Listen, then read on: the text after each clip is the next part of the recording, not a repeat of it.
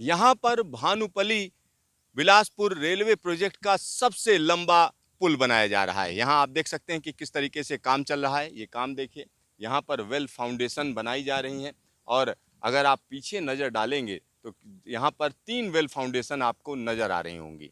1, 2, 3 और एक चौथी एक पीछे भी दिख रही है, यानी 4 वेल फाउंडेशन साफ-साफ नज़र आ रही हैं।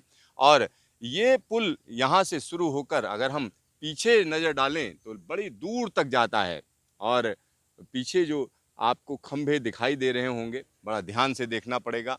दूसरी पहाड़ी पर जहाँ पर चट्टानें निकाली हुई हैं, या हम कह सकते हैं जहाँ ब्राउन कलर से चट्टानें दिखाई दे रही हैं, अगर हम उसकी बात करें तो ये वहाँ तक पुल बन रहा है। 992 मीटर का ये पुल है और ये पुल भानुपल्ली बिलासपुर रेलवे प्रोजेक्ट का सबसे लंबा पुल है। 21 स्पैन है इसमें और इसमें जो खंभे बनाए जा रहे हैं उसका जो अगर सबसे ऊंचा खंभा अगर उसकी हम बात करें तो 44 मीटर है। 44 मीटर का सबसे ऊंचा खंभा है।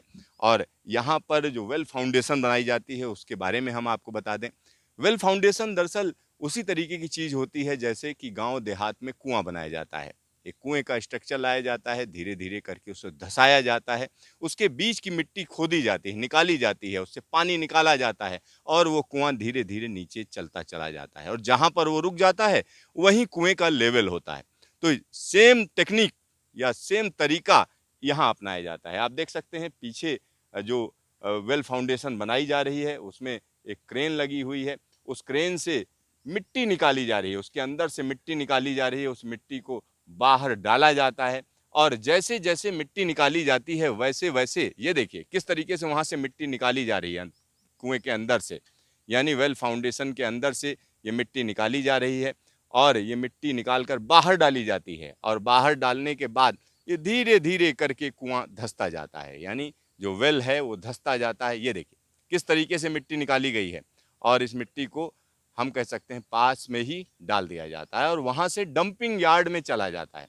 तो इस तरीके से वेल फाउंडेशन बनाई जाती है और वेल फाउंडेशन की सबसे बड़ी खासियत क्या होती है कि इस पर बनाया हुआ खंभा मूवमेंट नहीं करता है और ये बनाया इसलिए जाता है कि ऐसा लेवल तलाशा जाता है, ऐसी सतह तलाशी जाती है जिससे कहीं नीचे न धंसे ये पुल, ये पूरी कोशिश की जाती है।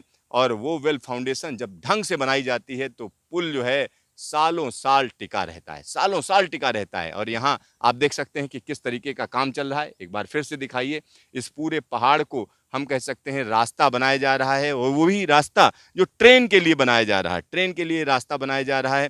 और यहाँ पर मिट्टी देखिए, मिट्टी किस तरीके की है, भुरभुरी मिट्टी है, ये तलछटी जमाव है जिसके अंदर गोल गोल पत्थर भी हैं, साथ ही साथ मिट्टी भी है।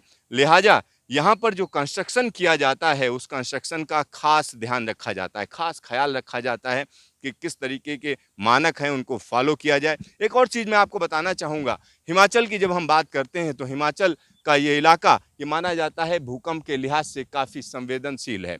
और यहाँ पर कांगड़ा का अर्थक्वेक बहुत लोगों को याद होगा, 1905 में आया था, भयानक भूकंप था। उस तरीके का भूकंप दोबारा आ सकता है।